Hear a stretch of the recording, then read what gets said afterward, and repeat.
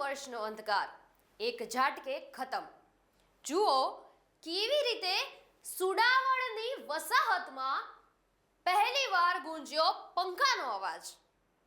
આઝાદીના 78 વર્ષે વીજળી, વહીવટી અવરોધોએ કેમ આટલા દાયકા સુધી અટકાવ્યો વિકાસનો માર્ગ?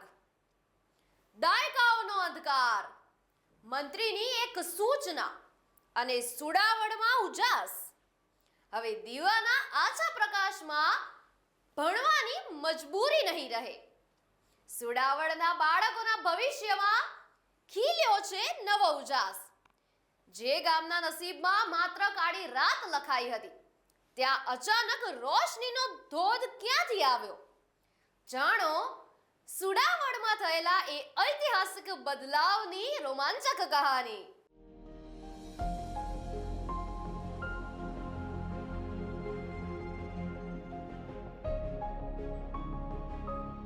ફ્રીજમાં એવું થતું, દૂધ બગડી જાય, લાઇટ ન હોય તો ફ્રીજ ક્યાંથી ચાલુ થવાનું?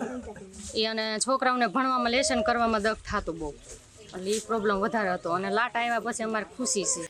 આઝાદીના 78 વર્ષ અને 4 દાયકાનો લાંબો અંધકાર। અમરેલીના બગસરાના સુડાવડ ગામે વહીવટી અવરોધો દૂર થતા આખરે 15 પરિવારોના આંગણે પ્રથમ વખત વીજળી પહોંચી છે।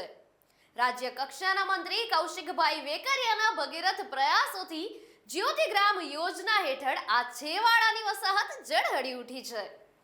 પેઢીઓથી અંધકારમાં જીવતા પરિવારોના જીવનમાં આવેલો આ ઉજાસ વિકાસની એક નવી અને અજોડ ગાથા આલેખી જ રહ્યો છે। લાઇટ આવતા બધી સુવિધા અમારે અટાણે કોઈ વ્યાધી નહીં। અમારે કદાચ બેનું દીકરીઓને આ રેઢી મેકીને જવું હોય, કોઈ ગામંતરે કે અથવા ક્યાંક બહાર જવું હોય તો અમે મેકી શકીએ। કોઈ પ્રસંગમાં જવું હોય તો અમે મેકીને વ્યા જઈએ તો અમારે વ્યાધી નહીં એવી। સુડાવડ ગામથી માત્ર 1 કિલોમીટર દૂર વસતા દેવી પૂજક અને માલધારી સમાજના પરિવારો માટે આ ક્ષણ ઐતિહાસિક છે।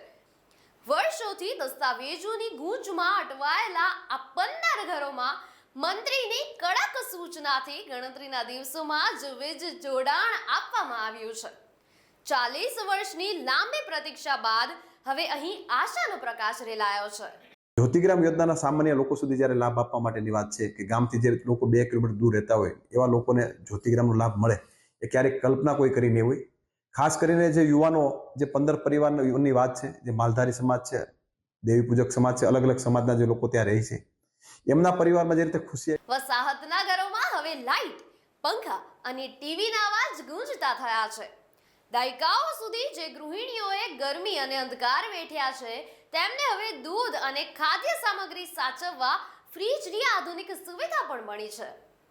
સ્થાનિક સરપંચનું સતત ફોલોઅપ અને સરકારની ત્વરિત કામગીરીને પરિણામે આ પરિવારો હવે વન્ય પ્રાણીઓના ભયમુક્ત વાતાવરણમાં સુવિધાજનક જીવન જે છે એ જીવી શકશે।